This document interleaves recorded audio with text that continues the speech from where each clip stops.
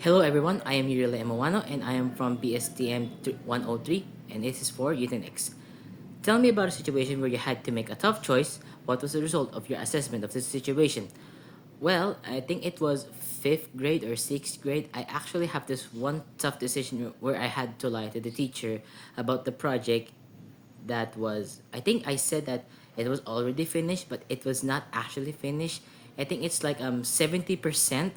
I told him that I don't remember, I don't actually remember the name of the professor, but I actually told him that it was already finished even though it's not. And but at the end of the day I actually admitted it and showed the 70%, and he actually liked it, which is surprising, and he gave me an 86, which is not bad for a grade for me. And yeah, I think that's for the A question. And for the B was, give an example of a project or assignment where you had to compile data from multiple sources. How did you decide which references to trust? I think there's this research paper about martial law, because I actually scoured so many websites that time, and some are legit and some are not. The way I compile it is I actually, like, summarize the other pages and summarize the others.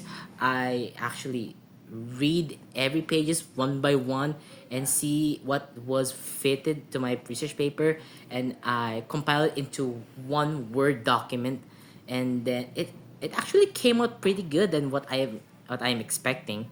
And for the references to trust, I just listen to my instincts, or like gut feeling, that if this one is right, then it's right for me, and that's what I did. And that's for the letter B. And for the letter C, um, could you provide an instance where you enhance a procedure or solve a problem using digital tools or media?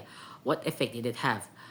Well, it was actually when, I want to admit it, but it was actually the time when ChatGPT is now existed, and I back then in CS, when I am struggling with the computer science, I am actually secretly using ChatGPT to complete some of my performance tasks.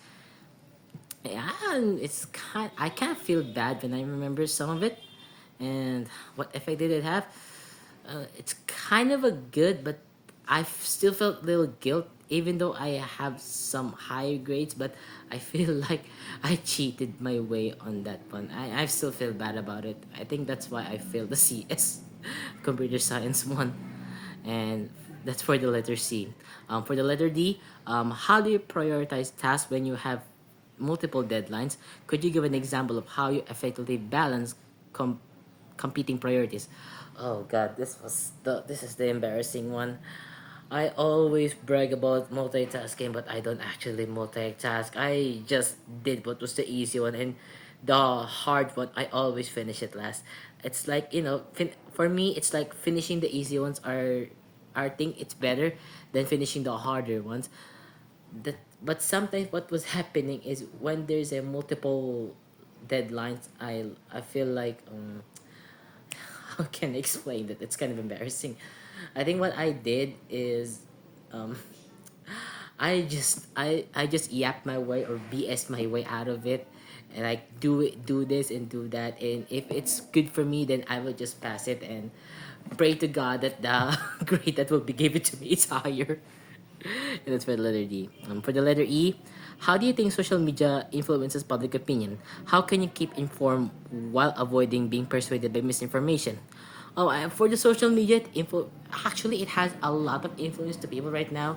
I think the best example was when it comes to politics, because there are some political web political sites or some pages in some social media, and some people, when they read it, some will be influenced that they need to side with it.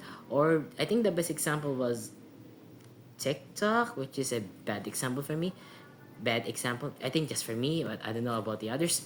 I think the best I I think social media. Yeah, I think, yeah, it's still the fact that social media influences a lot of people, like a lot of teenagers right now. Like, they rely more on social media. And when it comes to the how can you keep informed while avoiding being persuaded? Well, when it comes to articles that I read in social media, I always fact check it by checking, of course, the Google. I always search this article, and if this article doesn't exist, it means it's a false news or a fake news. Fake news. And when it comes to that, for the fake news, I always like try to avoid it, delete it or hide it, and I and I hope the other day I won't see it again. But the only thing I do when it comes to articles that I see in social media or any social media websites, I always Google it and fact check it. Fact check it. Yeah, that's for letter E. And for the letter F, describe a situation where you had to decide quickly but didn't have all the information you needed. How did you handle it? Oh my god, this one is nuts because I have lots of stories about this one. I think there's a situation where I had to decide quickly, and when it comes to group projects where the project is now on the verge of deadline. Yes, that's the one. There is the time, I think it was in CS or before I finished senior high, we had this kind of like a project. I think it was I um I can remember because I don't actually have so many memories about my senior high. But we have this one project where we had to finish it, but my group is kind of a lazy and I got a little bit influenced about it, and it's kind of embarrassing in that one. And what happened is god, oh god, that's embarrassing. I think we finished it in time, but we also got late for 5 minutes. And what happened is, yeah, we passed it and we managed to have an 88, which is good, but we we almost had a 100, but it was late for like 5 or 10 minutes.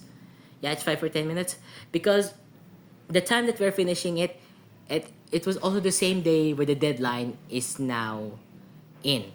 It the time where the deadline, it was also the time that we need to pass it.